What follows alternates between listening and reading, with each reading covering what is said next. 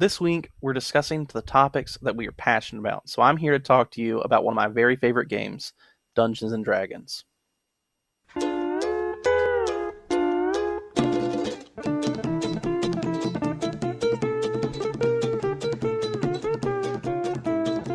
So this all starts when Gary Gygax and Dave Arneson meet through a small tabletop game group in the early 70s. The gang starts making their own games, finding new ways to spend their time, and Gary Gygax creates a game called Chainmail. This rule set was made to simulate medieval combat. So the game came with appendices that also included rules for characters casting spells like lightning and fireball. Um, so then these original chainmail rules were adapted across several different games, most notably a game created by Dave Arneson by the name of Blackmoor, a setting inspired by Lord of the Rings. So prior to Blackmoor and Chainmail, most tabletop games were more focused on the commanding of groups of characters or entire armies.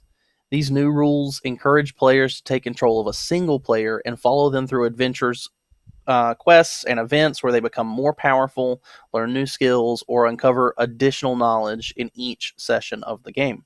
Gygax was blown away by Arneson's adaptation of Chainmail into his Blackmoor game and quickly began writing a singular, codified set of rules for adventuring in a fantasy setting.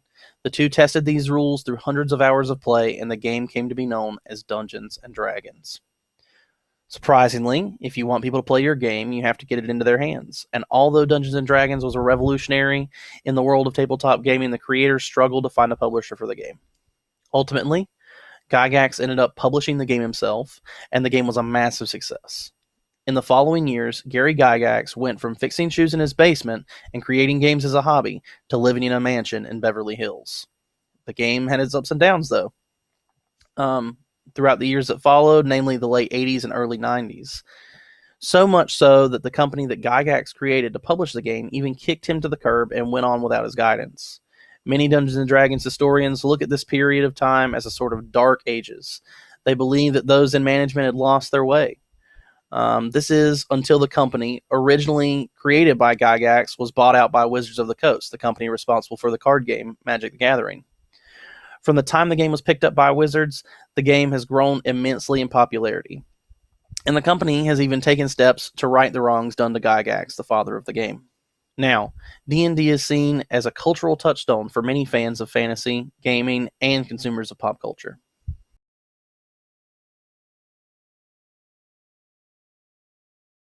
D&D is a game where players create a fantasy character with their own specific skills, backgrounds, beliefs, and identities. These factors do not have to match the reality of who the players are at all.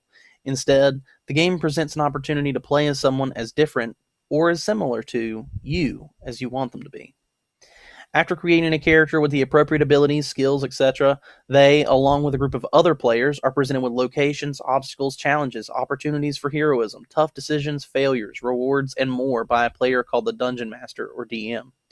The DM does not play as a character, but rather they act more like a narrator who describes the world around the players and introduces them to challenges that they must use their skills to overcome. Players determine their relative success at the challenges that they encounter by rolling specific dice aligned to the skills they are trying to perform. The dice roll, along with their modifiers, that's how good they are at doing the thing, determine whether or not they're successful. Rolling a 20 on a 20-sided die is viewed as a critical success. A 1 on a 20-sided die is a critical failure, and the majority of actions take place somewhere in the middle. For example, imagine a player wants to bash down a door. They would roll a d20 and add their strength modifier. If they roll a 17 with a strength modifier of 2, they smash down the door in one strike, sending splinters flying.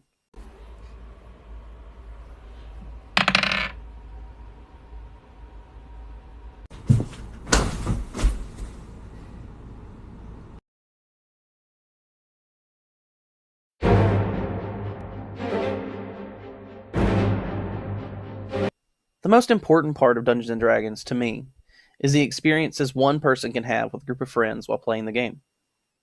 I know that some of my closest friends and I have only become closer when we have slain hordes of zombies, looted long-lost layers of monsters, brought peace to villages previously pillaged by tribes of orcs.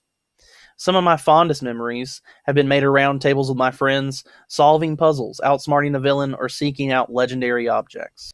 Dungeons and Dragons gives me an opportunity to spend time with others in a way that I never could before.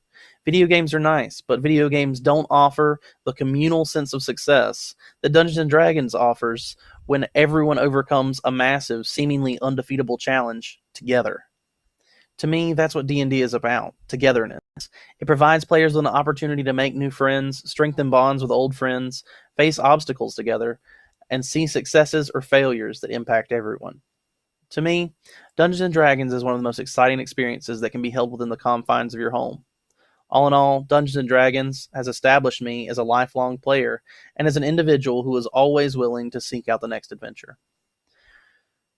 I want to thank you all for watching this video. I encourage you to make your own video essay discussing something that you are passionate about. For further information, I put a link in the description that will take you to a copy of the script that I wrote down for my video so that you have an example when it comes time to make your own. I miss seeing you all every day. And I hope you know that all of your teachers are doing all they can to meet your needs in this strange time. So wash your hands, stay healthy, and have a wonderful, wonderful day.